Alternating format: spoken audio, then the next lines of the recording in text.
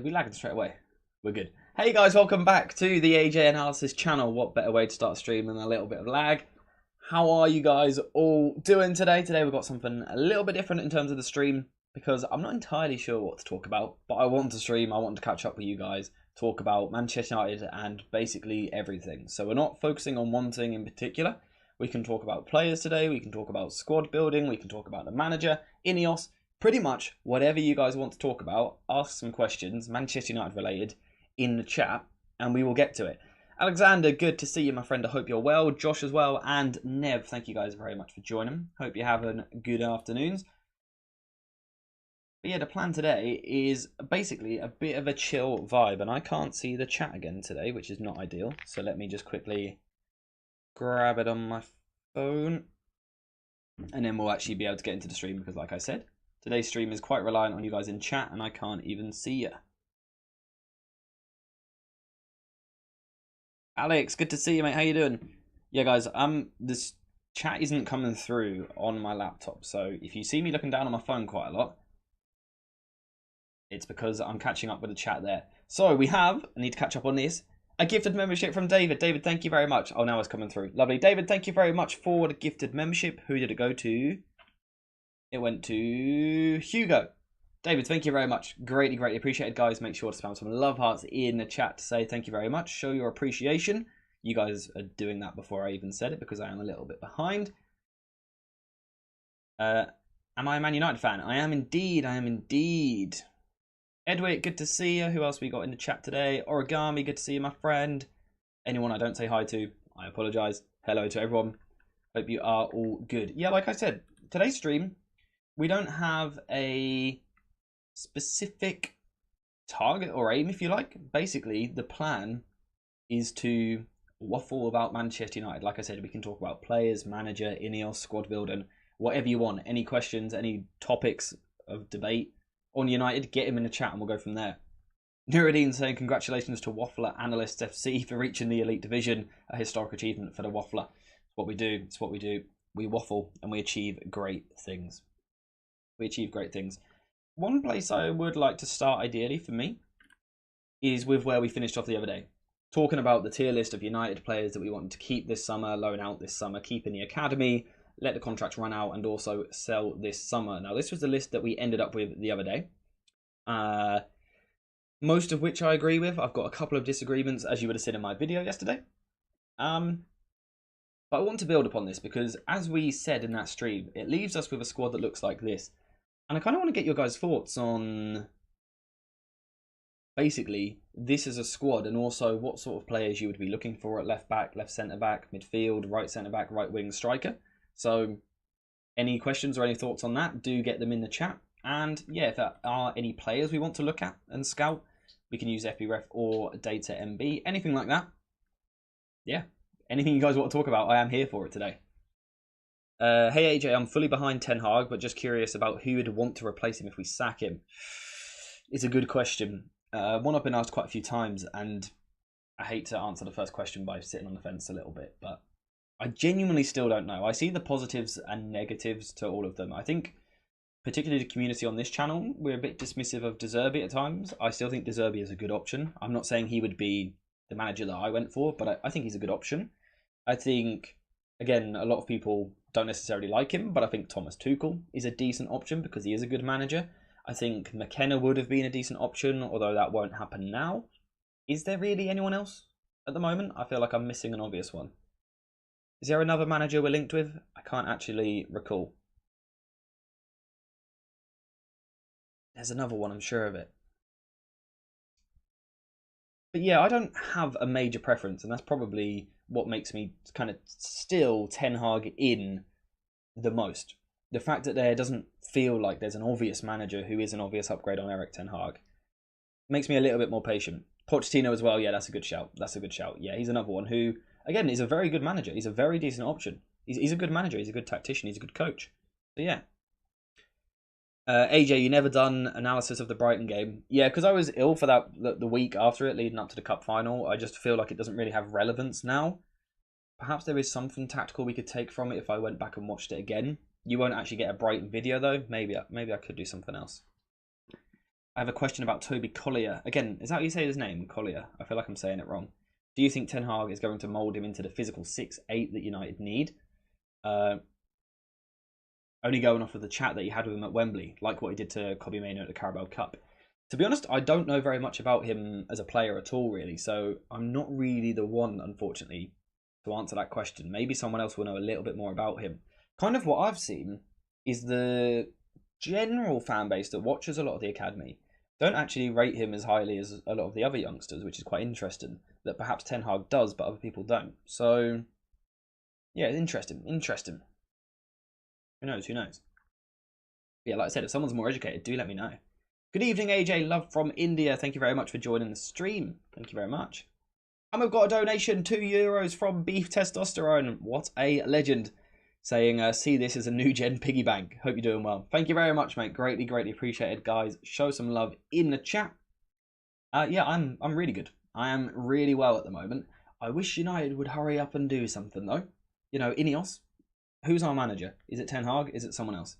Let me know who the manager is. Then we can figure stuff out tactically. You know, player recruitment. We can explore different ideas. So I am good, thank you very much. But I just wish this club would move and do something so we can kind of move from there. Matt, good to see ya. Good to see ya. More people talking about Collier. I might need to watch him then. I might do some scouting work over the weekend and have a look for early next week. To me, Tuchel is the clear, obvious upgrade, especially with what he did for Dortmund, PSG, and Chelsea. I think he's really underrated as a manager. Again, I'm not sure that he's what we need. I don't know. I need to look into it more, but he is a really good manager. He is massively underrated. I want to see Collier, Oyedele, and Gore have a run of games next season to have dynamism in the midfield. How would you be feeling with the loan system there? Again, if you're looking at this squad, we've got probably signing a midfielder here, I would imagine. Then this is probably going to be Amrabat, or we sign someone else to play as a backup. Then I think we've got Mainoo, we've got Mount, McTominay can play deeper. I do think that we could bring like one of the academy players in as the extra midfielder. I think that would actually be quite handy for us. So yeah, it'd be interesting to go through them and perhaps look at which ones I feel were the best player and figure out who could play a role next season and which ones perhaps need another loan. Yeah, like Alex has said there, pre-season will be a big opportunity for those players as well. Big opportunity. Rumours saying we should know if Ten Hag is in today or tomorrow. Do we have anyone else saying that? Is that like a reliable source as such? Because the channel needs it, guys. The channel needs to know who the manager is. We're a tactical channel and I can't talk about tactics. Help. This channel didn't even used to focus on players. It was purely tactical. That arm around the shoulder after a final might become the Ten Hag trademark. I'd love it if it did. If that means every season we get a new young player. It was an assumption due to it being the 1st of June tomorrow. Yeah, fair. Yeah, possibly. AJ, what do you think about signing some free agents this summer? Rabiot, Tosin Adarabioyo, Hermoso?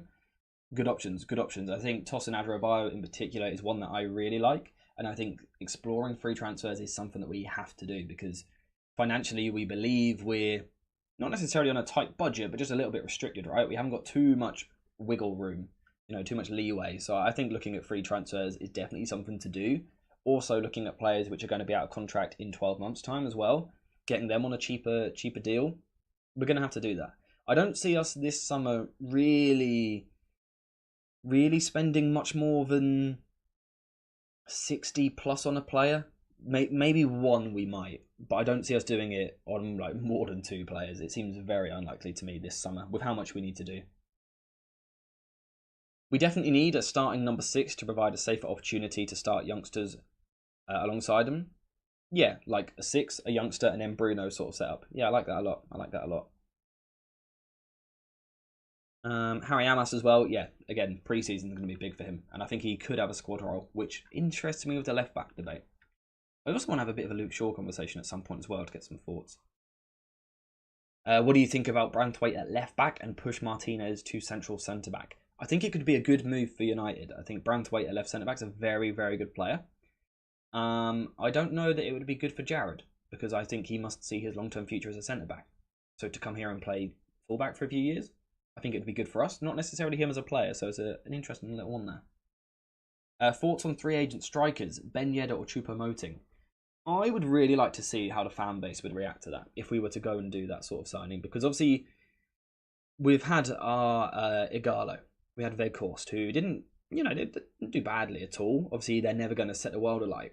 Would you take another one of those signings? I'm not necessarily saying which player we should go for, but would you take another 12 months of Boylan's our starter, and then we've got like a 30-year-old, 32-year-old, 34-year-old backup striker who is going to be here for a year? Would you take that again or not? I'd be interested to hear. You see Amas play for the England under-18s. Yeah, it's a shame we didn't get a bit more game time in the tournament. I think he had some bright moments, some slow moments as well. But he's definitely a very good player. Carrington will be improved, and eventually we will get new, more advanced training facilities, which is a good thing, and about time. Yeah, it's about time we catch up. It's about time we catch up.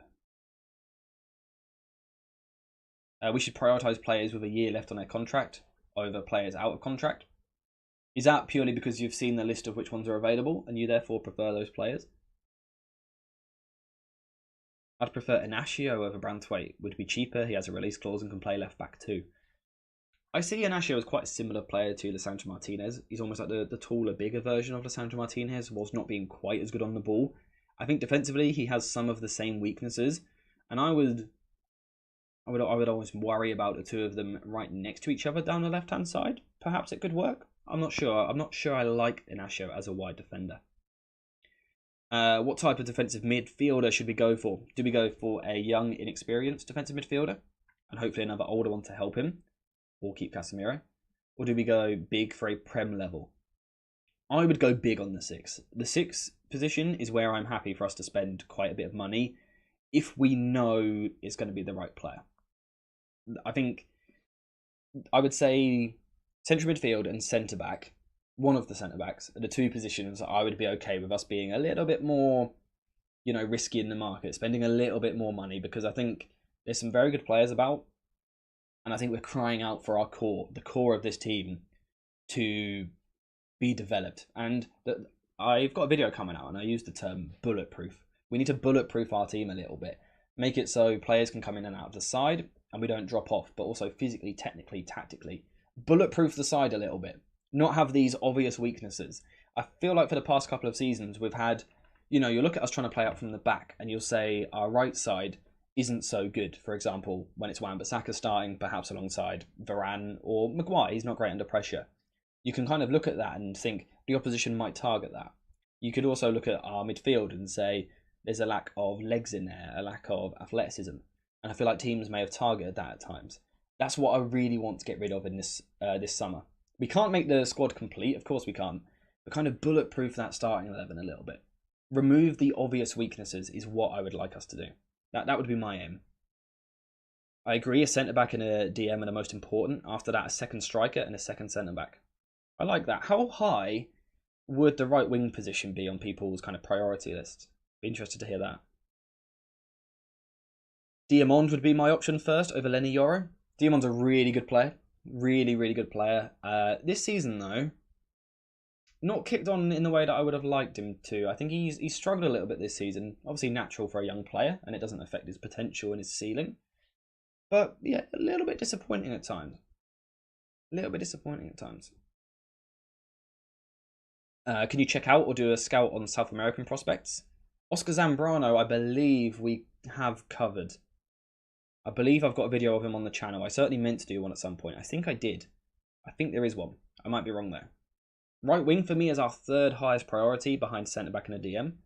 Yeah, let's see some orders then. So Alex has gone centre-back, defensive midfielder, centre-forward, left-back, then right wing. What would everyone else say in terms of that priority? Because it's going to be a big thing to get right. The other thing I'd like to hear is how many players do you think we can actually go get? Can we do 6? Can we do 7? Or can we only do 4 or 5? How many do you reckon we can actually go get? Obviously, there's going to be a cap of how much we can spend. Oh, guys, we've got Rafa Leao in the chat. Let's go. Andre Gray links have resurfaced, I think it makes sense. I think it makes sense apart from the fact... Wait, do you mean Archie Gray, sorry? You mean Archie Gray? If so, Leeds is the sticking point. The fact he's a Leeds fan. So Josh said he wants a 6, then a centre-back, then a right winger, left-back, centre-forward. DM, striker, 2 centre-backs, right wing, left-back. You did mean Archie Gray? I love him as a player. I think he's so good.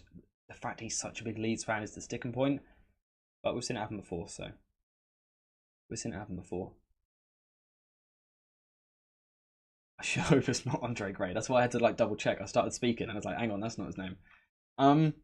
Thoughts on the left-back situation? This is the next one I want to talk about. I've had this conversation on Discord as well. I had a few different answers, a few different responses. But let's kind of go a little bit further with that. What is happening? Fabrizio Romano has kind of said several times, we are going to target a left-back this summer. Most likely a reasonably young one.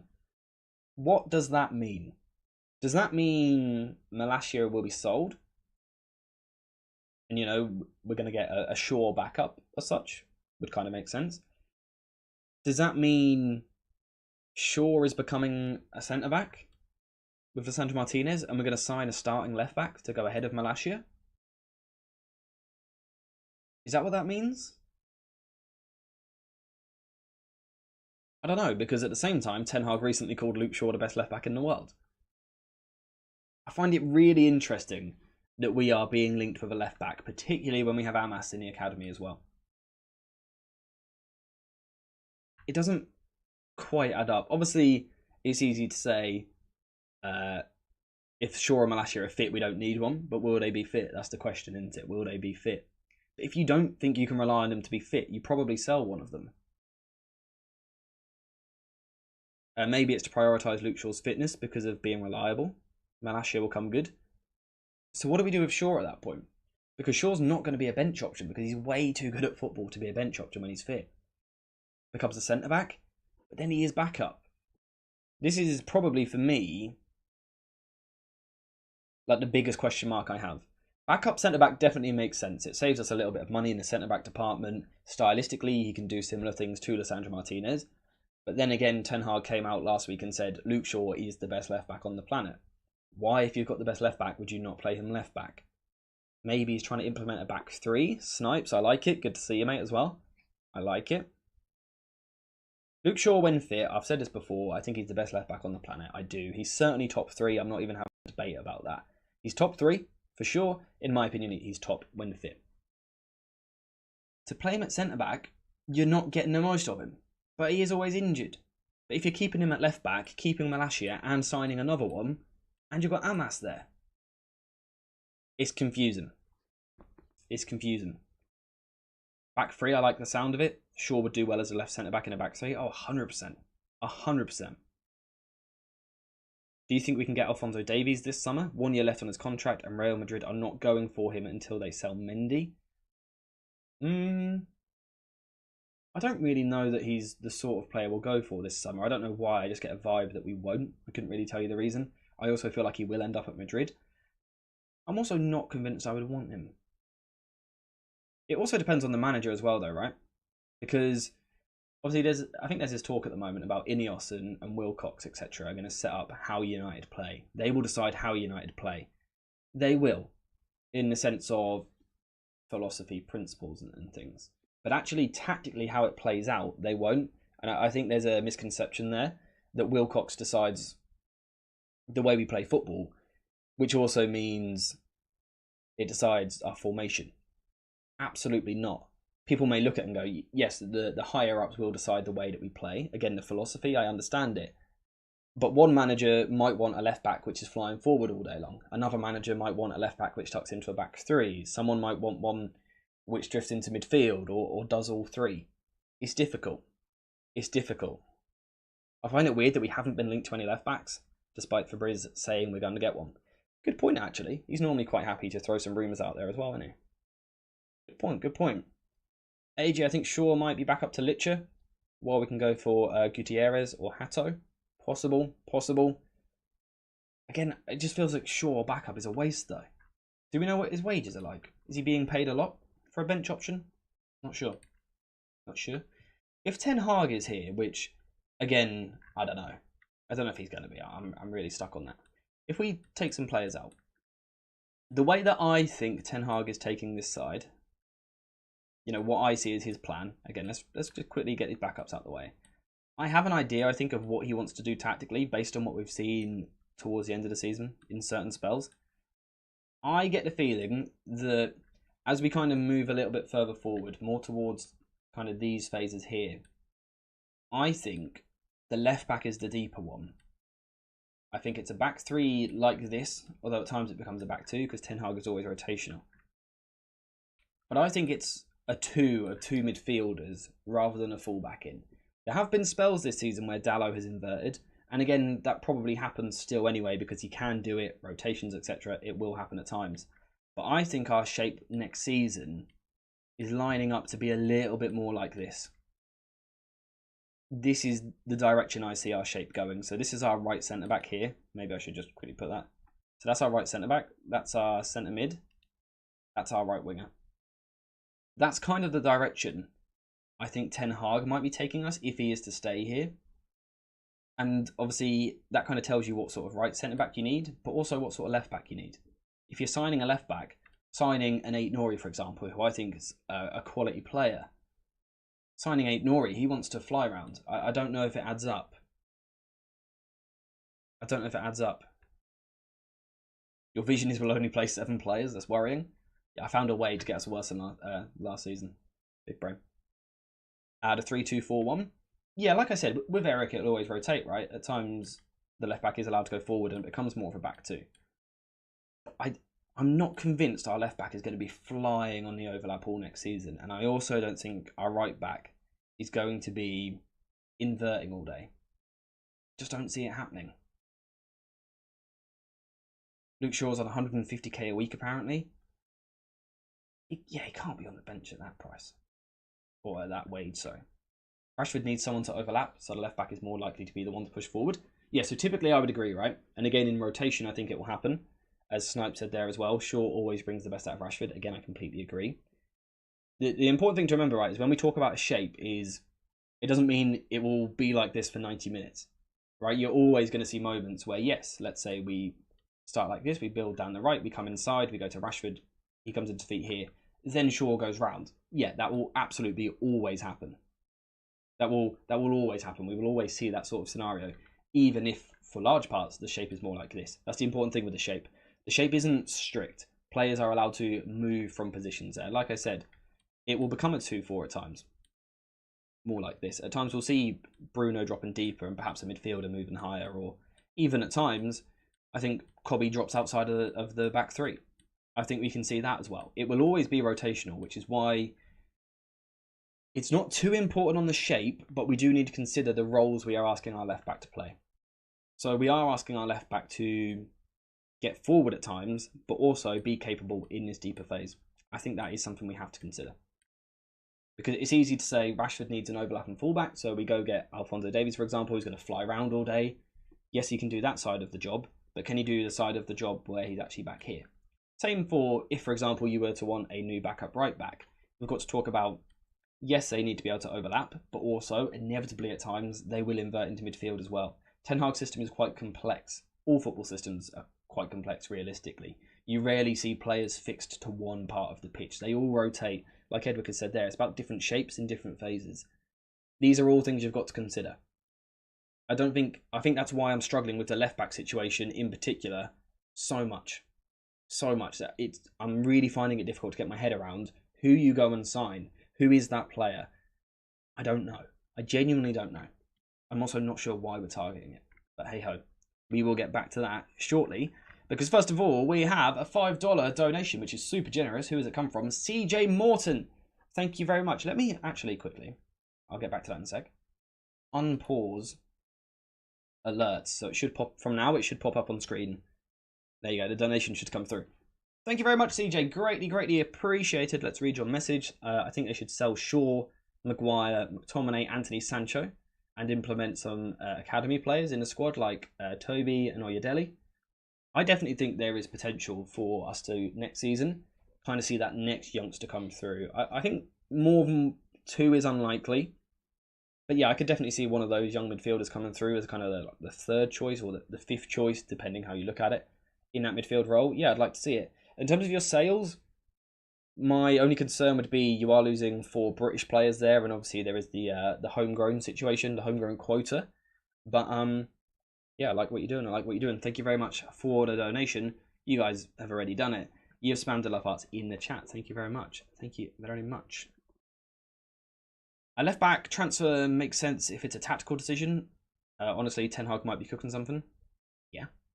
Yeah.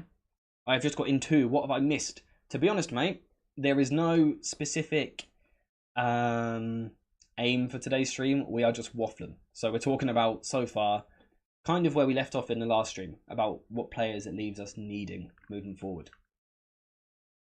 Hatto left back and left centre back. Yeah, I like him. He's a good option. Really good option. Again, I think Brantwaite could play this role. 100%. I don't know if he'd be so good at the overlapping role, but he could play this kind of outside role. But I don't know if it's good for his career. I'm not sure. Not sure. Alphonso Davies is underrated defensively, I think. His raw athleticism is a big equaliser. A bit like Kyle Walker, right? It gets you out of trouble. I'd like to see more of his work in the first phase, what he's like there. Oh no. Oh no. I might have turned the alerts on at the wrong time. As in, for the love of the old laptop. Because Nuruddin is in the chat, and when Nuruddin's in the chat, he has this habit, which is probably bad for his bank account, but greatly appreciated by the AJ channel. He has this habit of gifting 50, like 50 memberships, which is insane. It's absolutely insane. Nuruddin, thank you very much. 50 of you guys who were not members before, you'll see your name pop up here. You will now be a member. Nice. Thanks to the generosity of Nuruddin. Nuruddin, thank you very, very much. Greatly appreciated, as always. Guys, you know what to do. Turn the chat green. Spam some love hearts. Everything. Everything. Spam it in the chat. That's unbelievable. He's trying to break my laptop. I'm telling you, bro. He actually is. He actually is. It's still going, by the way. It's still going. He's undefeatable, this Nuruddin bloke. He's an absolute legend. Nuruddin, have you heard about, like, has it been confirmed your uni coach thing? Churn attack green, you know what to do. Yeah, has it been confirmed yet, mate? Whether you're definitely doing it or not. I wasn't sure if it was a maybe. United may be going for Chelsea centre-back Trevor Chalobah, according to the BBC Football website. Really good player.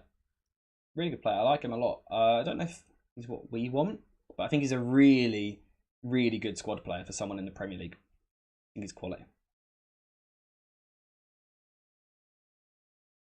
I'm seeing the chat like so delayed right now. That's how what Nuruddin's doing. I am seeing your guys' comments very, very late compared to when you're sending them, but it's still going. The alerts are still going through. That's how many he just gifted. It's insane. It's absolutely ridiculous. My laptop's kind of surviving though, by the way. It's kind of surviving. I might be like behind in the chat, but I'm alive. AJ, can we potentially talk about keeping Sancho and seeing how that would change our tactics? I'm not going to do it right now. What I might do with regards to Sancho is, should we get a new manager, talk about how they may use him, you know, given a fresh opportunity. So probably not today, but I would do a video on it should we see a new manager come in who might want to give him a chance. FP, good to see you, mate. How you doing? How are you doing? Oh, we got a donation from Nuruddin as well. I nearly missed that. Thank you very much, mate. Saying he spoke with some of the lads and they're alright with me coming in. Some of them are graduating. Essentially, I'm going to have a rebuild on my hands. Had to talk to FP about some lads I scouted. Bro's been scouting as well. Good stuff, mate. Good stuff. Yeah, enjoy it. Coaching is good fun. It's good fun. Like I said the other day, when the players aren't very good, it can be stressful. You're going to need a rebuild, mate. If anyone can do it, it's you. Thank you very much for the donation. DJ Nature, how we doing, mate? Good to see you. Great to have you back in. How is life? I believe Chalobah would be a good one for us. He's a really good player. Like I said, I think he's a quality squad player for a top 6 club. I don't know that he starts for a top 6 side. By the way, this is still going. Yeah, I don't know that he starts for a top 6 side right now, but I think he starts for most of the league. And I think for the top 6 or 7, he's a quality squad option. So yeah, there's value in pursuing it and having a look at it for sure. Chelsea should not be letting him go. He can play right back too. Yeah, he's versatile. He can play centre back in a back 4. He can play right back. He can play right side of a back 3. There's a lot he can do. Haven't stopped smiling from last weekend. Oh, it's been good, hasn't it? It's been nice to be positive. I said I'd like the manager situation just kind of sorted now to get through that. But yeah, I mean the weekend was so good. Was so good. Everton don't want Branthwaite going on the cheap. They want 40 million for him. I'll be honest. I think they'll end up wanting a little bit more. To be honest, I think they'll want a little bit more than that. They are in financial trouble though, which is something we might be able to take advantage of. They are in trouble. AJ, who's your first choice starter for that right half space position? Focusing on this role here. Good question. Good question. I think with this right back or this right wing spot, sorry. What's important is, yes, obviously I've got them coming into the half space, but I think what we're really, really desperate for is a player which can go both ways as well. Can go both ways. So yes, moving inside into the half space, but I also want someone that can go that way as well. I've spoken about Nico Williams. Good player. Really good player. I like him a lot. Elise, probably for this specific role, does make the most sense. Nico Williams is probably my preferred player. I just like, there's something different about him, the raw pace and things like that I like. But actually for this specific role, which I think we're building towards, Elise probably is right up there. In terms of what we've already got at the club, I think it suits Ahmad quite nicely as well. Even Anthony, I think this actually helps him, although obviously we question the ceiling, but I think Ahmad would like this role as well, with someone going around him. We saw it towards the end of the season at times. I quite like the idea of this. AJ, how do you think Flick will get on at Barca? I think it's going to be a bit of a rocky road to start off with, because Flick is a manager who puts a lot of emphasis on physical intensity. And I'm not sure the Barcelona squad is particularly equipped with that right now. So it'll be interesting to see what they do in the window. I think it's going to be big summer for them, big 12 months as well. Bakayoko would be half the price of Elise. Another really good option. Really, really good option is Johan Bakayoko. Haven't seen as much of him in the second half of the season, but first half of the season I watched him a lot. I think he actually is probably slightly better going the other way though, out wide rather than inside all the time. But he's another really good player. Another really good option. And like I said, a little bit cheaper. Either Elise, Williams or Ahmad can do it, yeah. Would that mean Garnacho back to left wing? That's my ideal for next season, to be honest. My ideal for next season, where's Garnacho? Let's find him. Is we have Rashford and Garnacho competing on the left. Whoever's in better form at the time, they deserve to start. And then on the right wing, new player, maybe, if that's what we go for, which I think we might. And Ahmad, again, competing. Those two competing, battling for that spot. Whoever's in the better form at the time deserves to start. So yeah, I like that. It's been so long since we've seen Anthony play well, I've forgotten why we were excited that we bought him. How do we fix that? Good question, to be fair. Probably quite a complicated answer, right?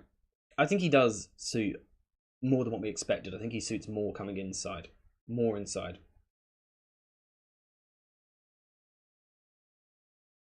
AJ, I have a really dumb idea. I like dumb ideas. I'm all here for that. But I think it might work. Why don't we get a double 8 and sign Joey Veerman from PSV? What a player. Really good player. Great shout in terms of ball knowledge. He's quality. Really good footballer. Not sure he's what we need. I think next to Kobe in particular, I really want, I hate to keep using the term, just pace and power. You know, athleticism, ground eating, dueling ability in midfield. And Veerman doesn't do that so much. But he's a quality player. Really good player. Who probably gets moved fairly soon. I think we need a big DM.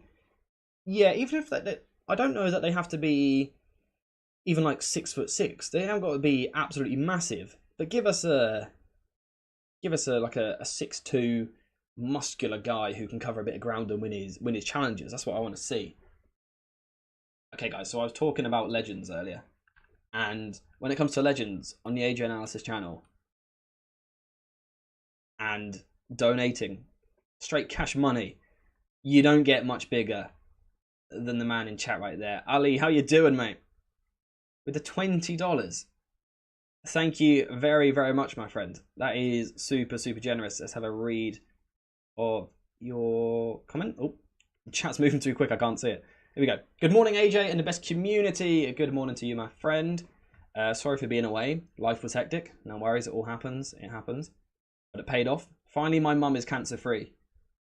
Well, that's unbelievable news. You have not got to apologise for not being in these streams if you've been busy with your mum being ill. But the fact that she is now cancer-free is incredible. That's incredible news. Guys, I mean, if we can't... We should have something more than love hearts, right? We should have something more than love hearts for that. Cancer, stick it, mate. Have that. Ali, that's quality. I'm over the moon. I'm not surprised. Also, United gave me the best congratulations gift by beating the Cheats. I mean, that's got to be quite an emotional few days for you and an emotional time in general, mate. Yeah. I don't have the words to say, like, congrats enough to you and your family. I'm sorry to hear that you and your family have been going through that. But, yeah, congratulations on coming out of it the other side. Good shit, good shit. And we also had a donation from Nuruddin as well. Where's it gone? Saying, let's go, Ali. Congratulations. Churn attack. I tried to read it how you put it, and then like my brain tried to autocorrect. Churn attack green for Ali, lads. Do it, do it. Also, Nuruddin, thank you very much for the donation. Yeah, love hearts in chat for that. That's insane. Love hearts in chat. And that chat is pretty green. Look at it. Look at it.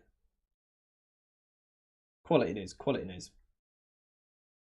Ali's a legend, been donating since the first time I've watched. Literally, by the way, he might be literally the first person who ever donated. Maybe, I can't remember. Definitely one of the first ones though. Absolute legend. We've also got a donation from Alex as well. Alex with a £2. Thank you very much. Guys, keep the love hearts coming because you lot ain't stopping. Alex, thank you very much with the £2 saying definitely churn attack green. Congrats, Ali. Alex, thank you very, very much. And then Nuruddin with another donation.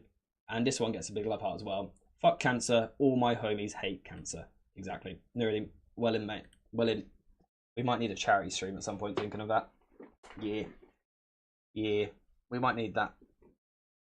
I told you he chats in super chats. He does, he does. Thank you very much for the donation, guys, and Ali in particular. Congratulations, mate. Congratulations. Gonna get me emotional. It's like a emotionally difficult message to read, right? It's like the sadness of what you've gone through, but then also the happiness of it as well. So difficult one to process. But obviously, incredible news. Now I've just absolutely clonked myself in the teeth as well with the glass just to celebrate. Also got a donation from David as well. David, thank you very much for the donation, saying congrats, Ali, and your mum. What a relief to the fam. Thank you very much, David. Greatly appreciated, guys. Keep the love hearts coming to say thank you and congratulations. Insane, right? Insane. Caught me off guard a little bit. Caught me off guard. All right, let me try and catch up and get back to the chat. AJ, what do you think of getting Eze instead of Elise? I have to think about this morning. Did I ever think about this? So we can get an inverted winger and traditional winger on either side of the flank. Left wing Eze. Ooh. Rashford right wing. And then Garnacho and Ahmad as backup. I like it. I like it as a different suggestion. I like it. I like an outside shout. Thoughts on Adam Wharton? I haven't seen enough of him yet, but from what I have seen, he looks good, doesn't he? The profile's nice. There's not much he can't do by the looks of things. Out of possession, really good in attack on things like that. And then on the ball, I love how just one touch, like in half a second, he's moved the ball on. I love a player who can carry the ball and things like that. But Wharton, the ability to move it first time, just to keep it ticking. I love it. I love it.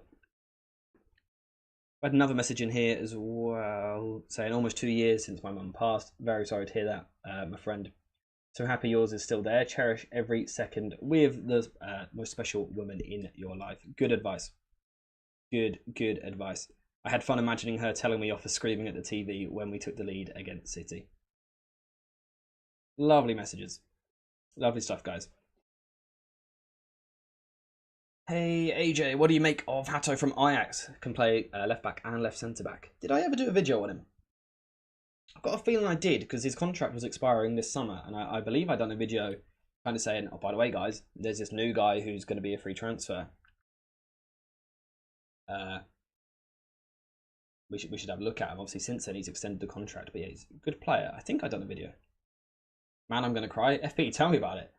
I'm welling up.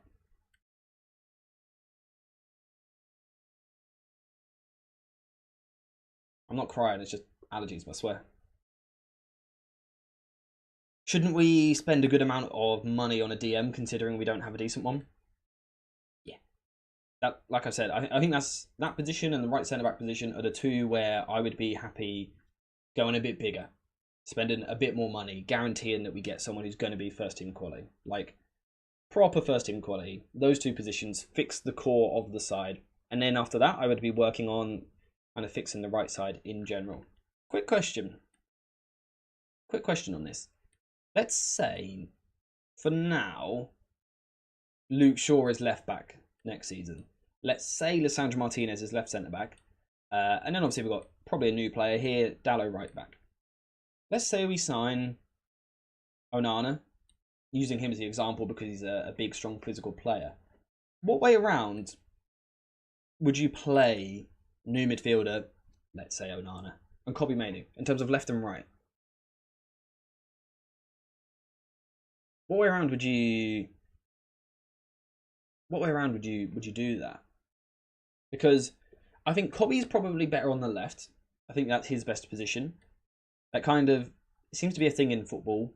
This kind of deep all-phase left-right, who can do a little bit of everything. So you put the new guy on the right. But the kind of, I guess the counterpoint to that, we're lagging a bit. I think the counterpoint to that is if this guy is massive, do you put him near Shaw and Martinez? It's kind of, there's two sides of it, right? You can go Kobbie left side, and then imagine this three playing out from the back and dominating the ball. Shaw, Martinez, Kobbie. Oh, it's just beautiful. Like, yes, please bring me that. But also, you can protect the lack of aerial ability down the left-hand side by getting a big player over here. Good point. Yeah, it's difficult. It's difficult to know what way round you put them. Is it something you change game to game? Obviously, also the hope is that we'll have a better ball playing right centre back anyway, and that this central midfielder is also very capable on the ball. You could almost, this almost balances it out as well, right? It gets the ball playing of Litcher and Shaw on this side, and then the ball playing of Dallo and Kobbie on this side. I don't know, it's difficult.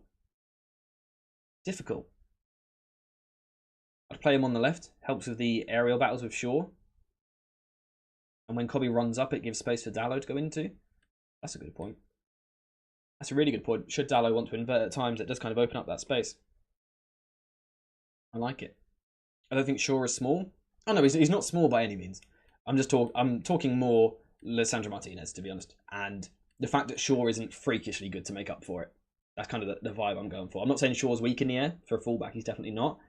But he's also not absolute monster, which makes up for Litcher. Whereas a midfielder perhaps could be, right? Someone like Onana probably would be. What do you make of Litcher playing DM and signing an extra centre-back? I don't think it works next to Kobbie. I think if you're looking for, athleticism in this area, the ability to cover a lot of ground, Ten Hag's football, right? I don't know that Ten Hag is ever going to be a man who wants to have 70% of the ball. I think we will see more of a possession approach over time, but I don't think we're going for like Pep and Arteta football.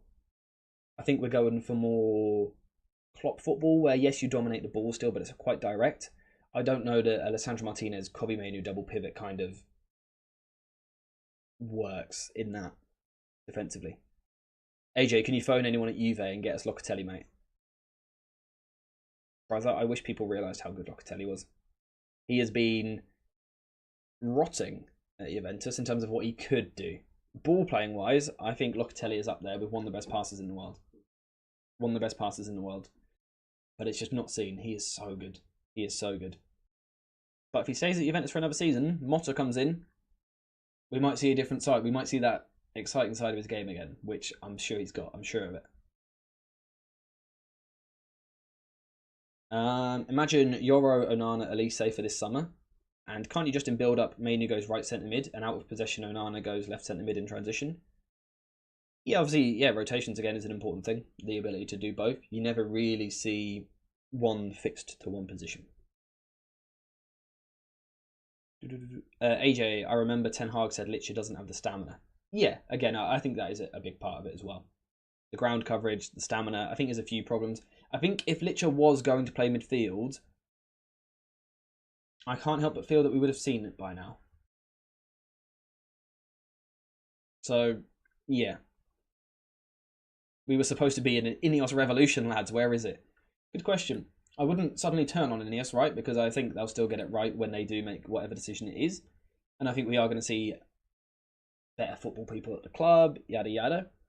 But at the same time, I would say, can we know who the manager is, please? Please, Ineos. Who is your manager? Just pick one. Just pick one. Is it Ten Hag? Cool. Is it Tuchel? Cool. De Zerbi? Poch? I don't care who it is. Just pick one. Just please, just pick a manager and back them and go for it from there. I understand it's a big decision, but I feel like we should know. I feel like we should know by now. I'm a little bit annoyed at them. I've got plenty of patience with them, but I'm a little bit annoyed.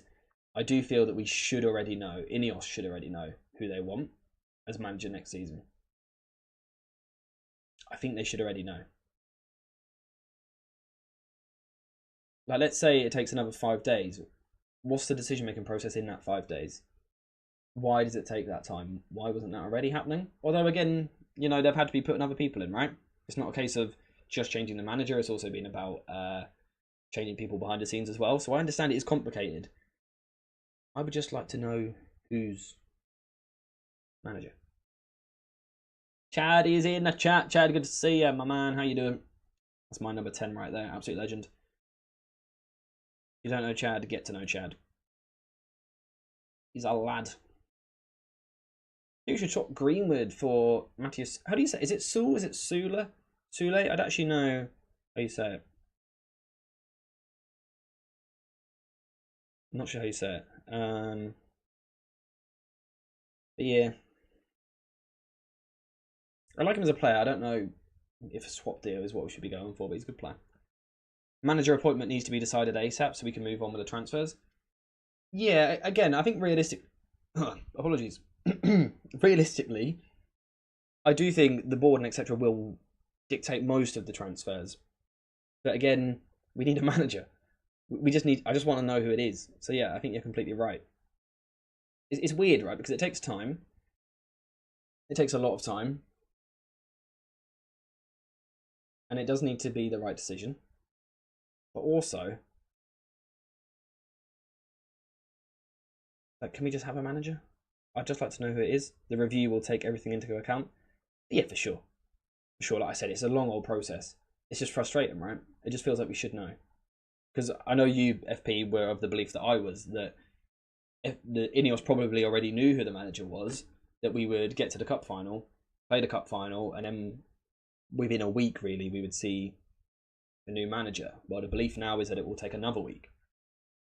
So, yeah, it's just odd. Like, I'm not going to get mad about it. I would just like to know who it is. I'd just like to know who the manager is so we can kind of speculate tactically what we might like to do. Because I think on this channel, this community, people are tactically interested. And there's not much tactically we can talk about at the moment.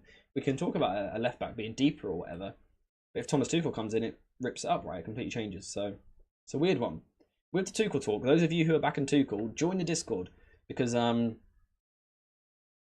said Tuchel's name a couple of times and people attack me. Of course they do it respectfully. But people do attack me when I talk about Tuchel. So join the Discord and defend me in the battle of getting people to see how good Tuchel is. Even if he's not the right manager. Make that clear. Make that clear. Why not have managers' names on raffle tickets and draw it out of a hat? it could come down to that. I'd be down for that. The other thing I've said about is mud wrestling.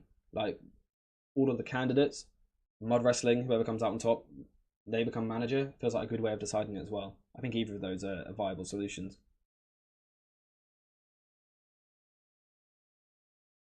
Oh, the chat is just lagging. AJ clearly has an agenda against Ineos. Yeah, you know me, bro. You know me. Can we talk about the role of centre forward next season from a tactical perspective? We can, to an extent. Obviously, again, we are kind of limited because we don't know what the manager wants to do next season. The discussion I do want to have, though, is probably more of a personal preference thing, right? We know what Rasmus Højlund is all about. I've covered it enough times. We know his strengths. Out of interest, as the backup, what sort of profile do you guys want?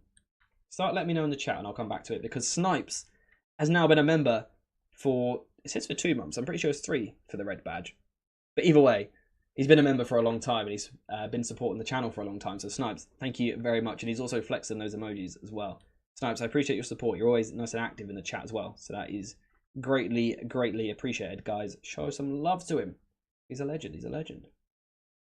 Whoever wins the roll and cheese competition gets to be manager. Also a decent shout. Maybe we should do all these competitions and have like 7. And whoever wins the most competitions. Mud wrestling, cheese rolling. There's a few options, isn't there? I like it. I don't mind Tuchel, but my worry is that he falls out with the boards and is he here for the long term? Yeah, tactically, I've got a lot of love for Tuchel. Off the pitch, he scares me a little bit. That's kind of where I'm at. I like him. Again, I'm a man who focuses on tactics more than anything. So I do like Tuchel because tactically I think he's good. But yeah, the off the pitch stuff is a worry. It is a big concern. By not sacking Ten Hag, we can save 15 to 20 million. And in that money, we can buy a backup central midfielder. Yeah.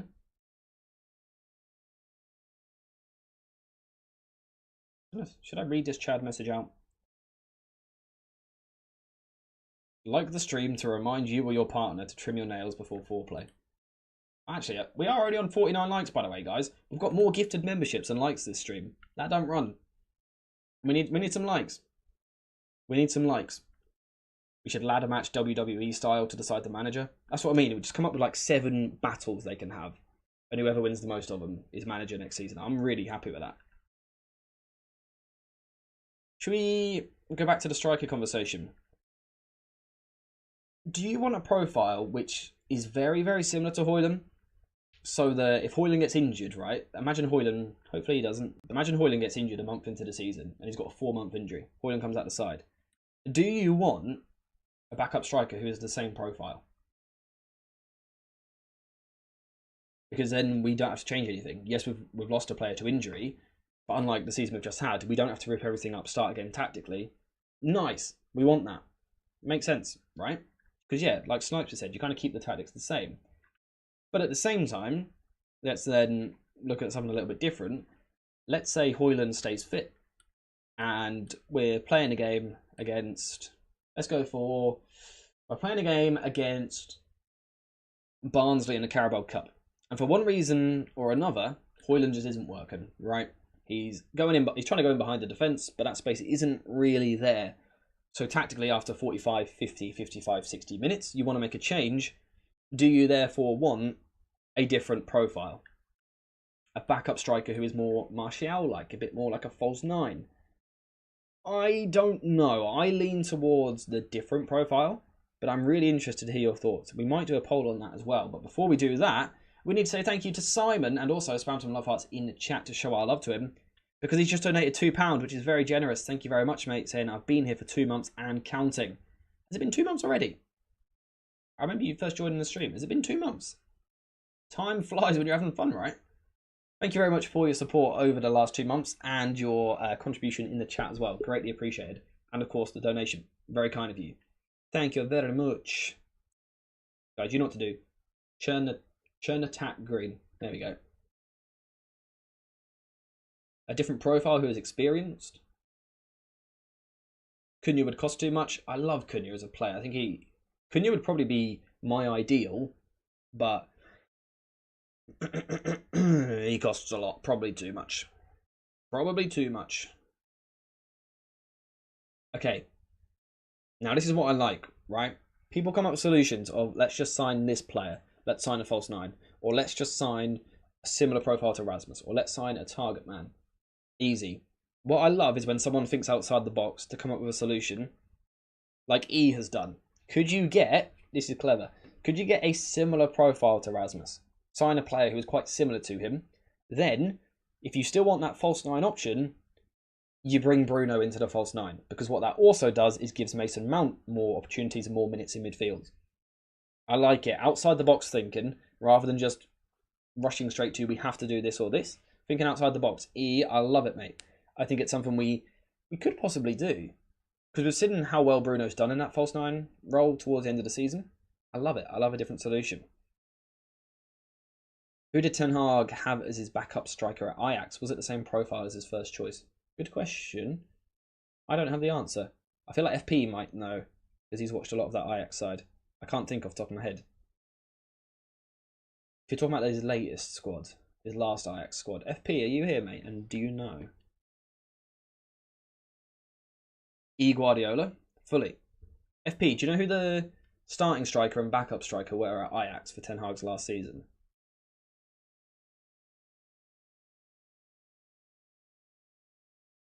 Is it Brobbey? I can't remember. Haller and Robbie. So similar. They're similar profile without being exactly the same. Robbie's a bit more of a runner. Brobbey? Sounds right. Haller was the starter, yeah. Tadic also played up front under Ten Hag. That was more earlier on, though, in kind of like a different evolution of the side. But yeah, he did still play that sort of role. What about Solanke from Bournemouth? I like that option a lot. I think he would cost a lot is the problem. I think, by the way, Solanke would borderline push Rasmus out the side because I think Solanke's that good. So there's another conversation for you, I guess. But yeah, Solanke would definitely be a great option as well.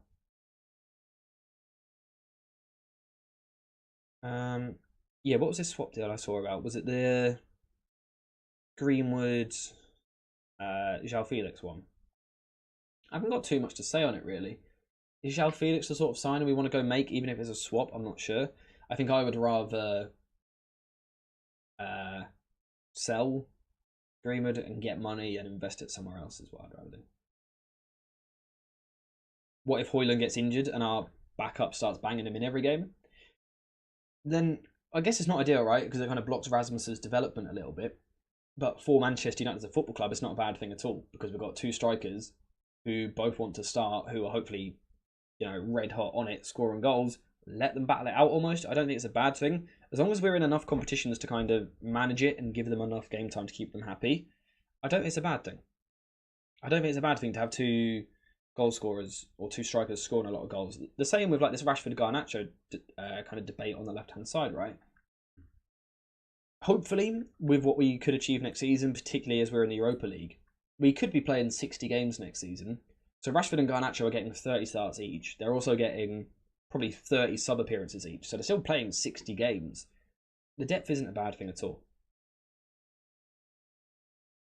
There's a really good French centre forward available, Marshall or Martial, something like that. Yeah, I've heard he's half decent. If we were to get him, I'd put a Ballon d'Or clause in his contract there. 1999, we had 4 strikers. Yeah, exactly. I always go back to that as a reference as well. Sir Alex Ferguson. Obviously, the systems were different, right? Naturally, there were more strikers in the side, but it wasn't. We'd start 2 strikers, but it wasn't. We only had 2 strikers, like you said. We'd have a 3rd striker and sometimes even a 4th striker as well. So, I think it's okay to have that as long as you can manage it. Like I said, you can rotate it in Europa League. You go deep in cup competitions. I think it's handy for us.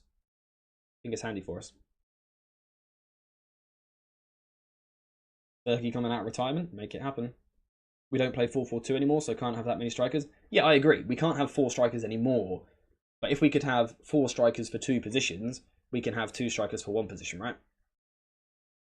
In terms of ratio, it's the same. Gives us a similar sort of environment. Particularly if we're looking at versatile players as well.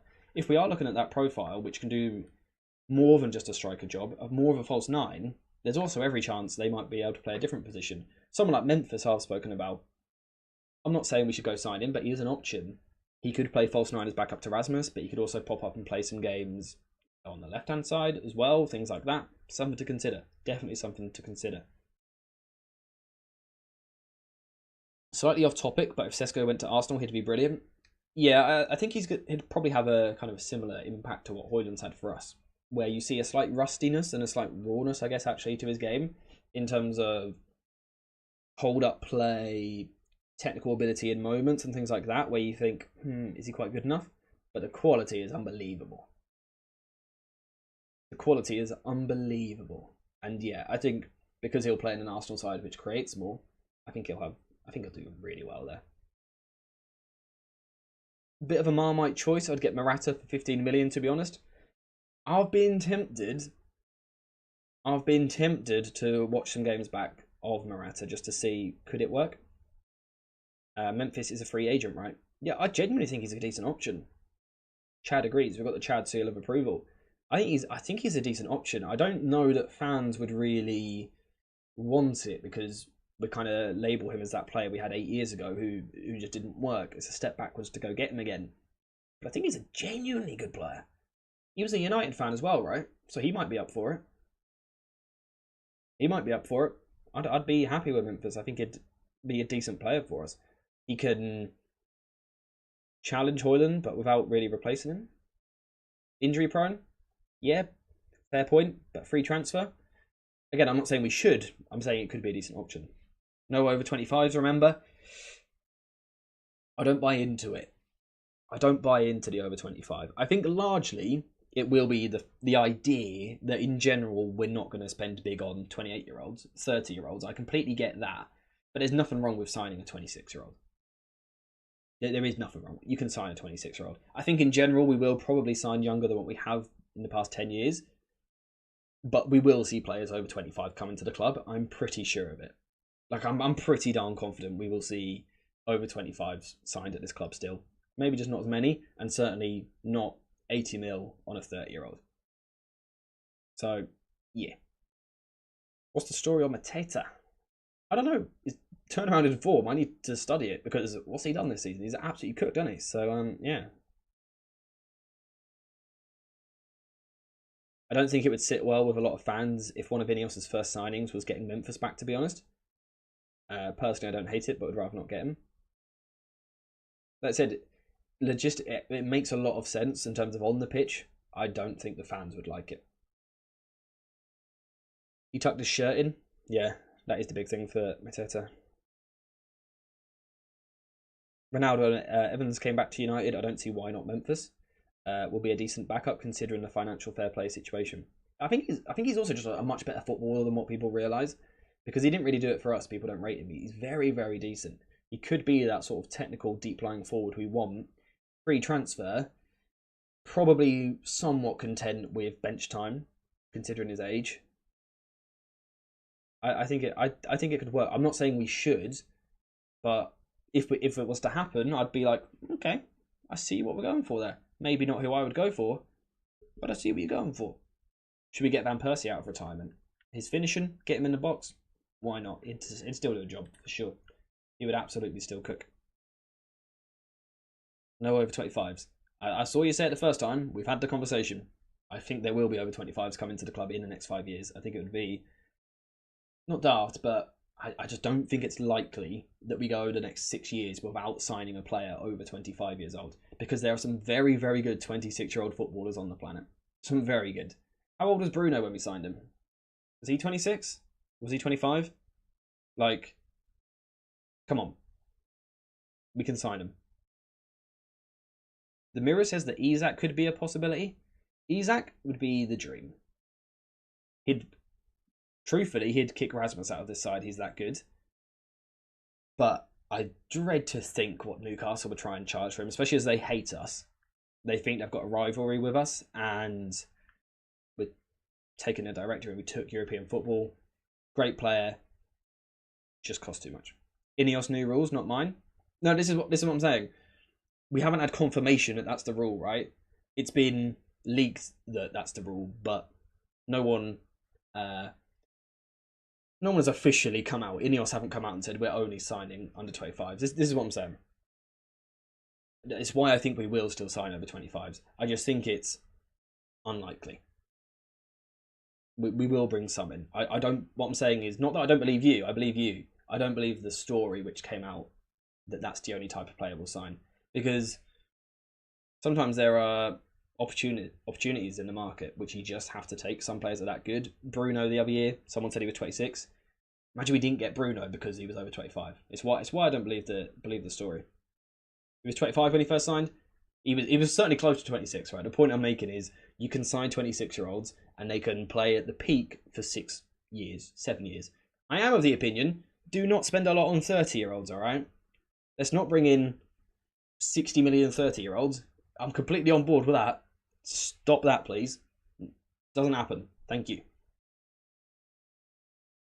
I know it's unrealistic, but United should get Kudus. Oh, he'd be unreal. What a player. Ten Hag looked at Ajax and came back with Anthony. We should look at talent in Brazil and South America in general, to be honest. Like Madrid? Yeah, for sure. No to Zimmerframe FC. Exactly. Get that trending on Twitter. No to Zimmerframe FC. I like it. Get that trending, mate. Get that trending. We should sign a Bolivian wonder kid. You got one up your sleeve, mate. They hate us because they ain't us. Exactly. Let's not do something stupid like pay 70 million for a 30-year-old and put him on 300k a week. I think we should do that, and then I think within 2 years we should need to replace him. I think that's smart.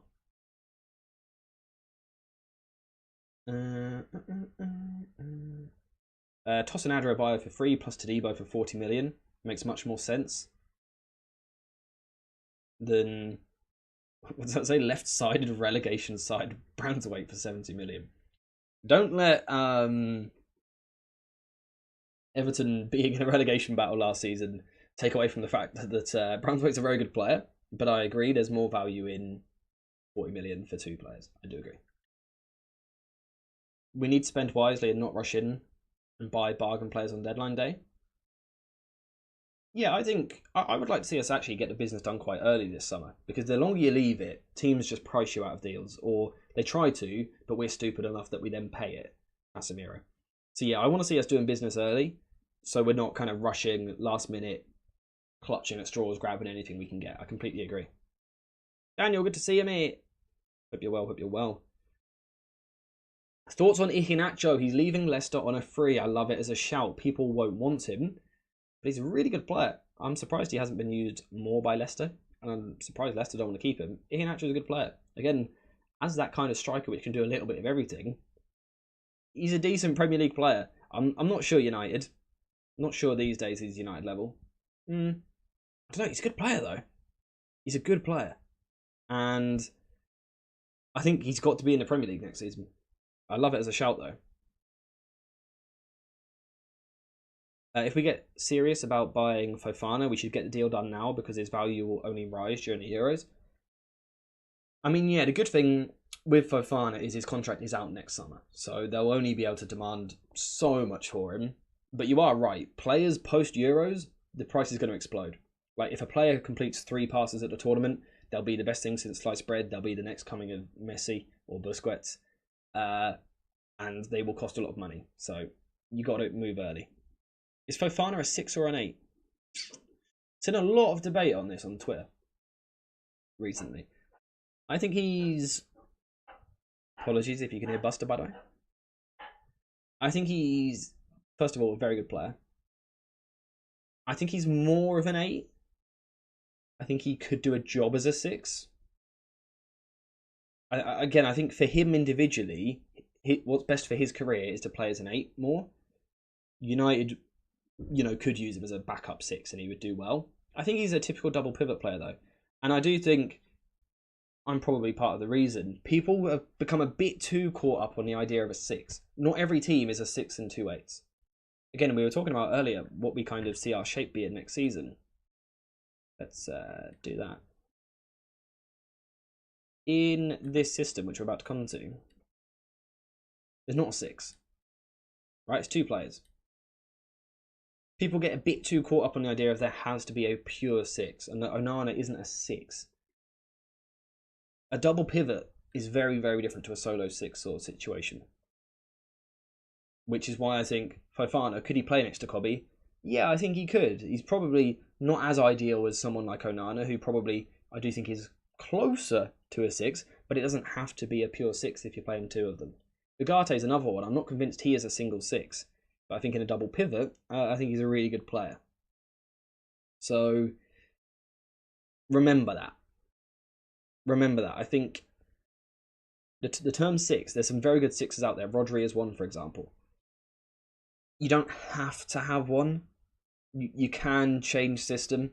You could do this, and you don't have one true pure 6. Granted, you're always going to have one who's more defensively capable, one who's higher volume, etc. But it doesn't have to be a pure dictating the game 6 who sits in front of the centre backs. There can be a rotation there where he's given the license to go forward, particularly if, for example, it's this way around, and at times Dalot inverts. It doesn't have to be too strict.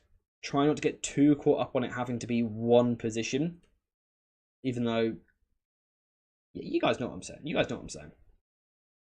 Somerville, good player. Not sure good enough, but good player. Just look at old gen clubs for evidence of this. Exactly. We'd have a 6. 8-8 system. Here we go. Would you take Ndidi on a free over Amrabat for 20 million? No, I'm not a fan. Not a fan of Ndidi. I think he's a good player, but I don't think he'll ever play for a top 6 side in the Premier League. Just don't think he's good enough technically on the ball. I think people don't realise how actually not great on the ball he is in deep areas. Leicester this season at times have actually turned him into more of like a McTominay role at times, really bombing forward into the box. He's become more of an 8 than, again, a quote 6. Again, a player which, to be fair, does suit a double pivot. But not for me. Not for me. I want someone a bit better on the ball. Here's the plan. City get 115 charges. Foden comes to us. Rodri does. And then we're sorted. I mean, yeah. Pretty easy, right? A legendary DM who's won 4 Champions Leagues in his career would be great for us. If only there was one out there. We could chuck so much money at him on wages as well. Oh, can you imagine that? We should get his centre-back pal as well. Yes, we should do that.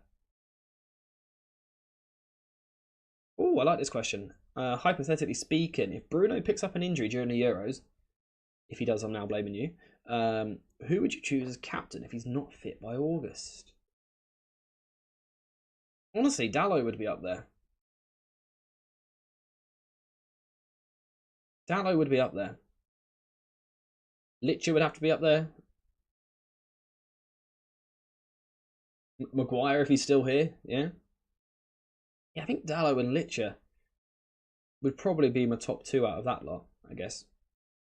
Can we not spam comments, by the way? Asking a question more than once is likely to result in me not answering rather than actually answering. Onana too, yeah. Onana would be the other one. Even Shaw possibly is an experienced player as well. McTominay, if he's still here. Not a bad shout. He has had the armband a couple of times. Mainu vice captain. Yeah, McTominay is sure. I like the McTominay shout as well. Do you guys think your captain has to play? Because Jordan Henderson for a bit was still captain at Liverpool, but was more of a bench player. Do you think your captain has to be like the captain of your whole squad? Should they be starting every match? Interesting what you think. Anthony captain. Don't think it's going to happen. Rashford as well. Yeah, he had the armband for a bit. He has worn it. We've got options. We've got options for sure. I like the question though. Anyway, today's stream has gone very, very quick considering we didn't have a topic. We've been live an hour and 15 and I didn't realise it was as late as that. I have some things I need to go do. So if it's good with you guys, I'm good to be wrapping up stream there. Unless anyone's got any last minute questions. Sancho captain, elite level mentality. I like it. I like it. I can't see how that could go wrong with it. I think the fan base would love it, in fact. I think they would love Sancho captain. It's not good with us? Well, sorry, Snipes, I'm staying then. I apologise for offending you. If you could sign one player from any club, who would it be if money wasn't an object?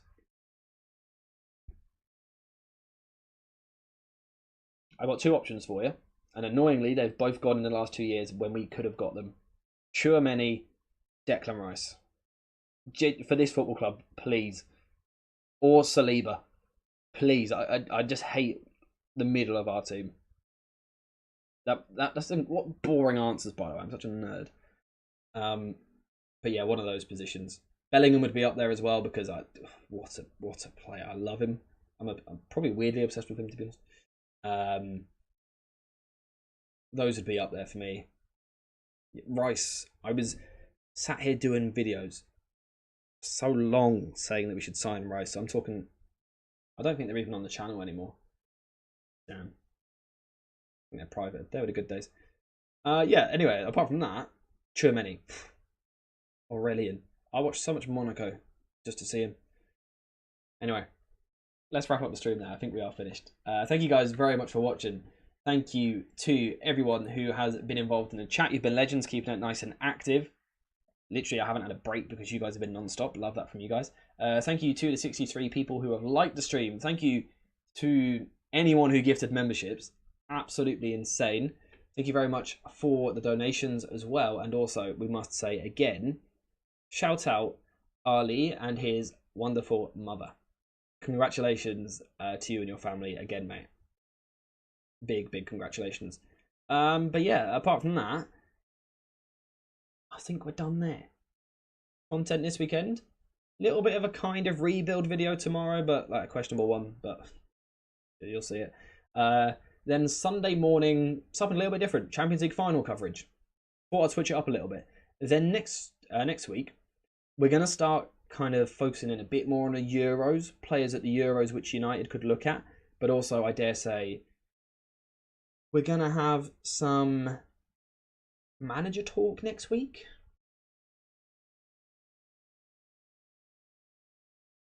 Manager talk next week? Manager talk next week. Maybe. Who knows? Who knows who's going to be our manager? I have no idea. But for today's stream, for today's content, we are wrapping up there. So thank you guys very much for watching. I hope you have enjoyed it. And as always, I'm not actually going to say... There we go. And as always, I shall see you all in the next one.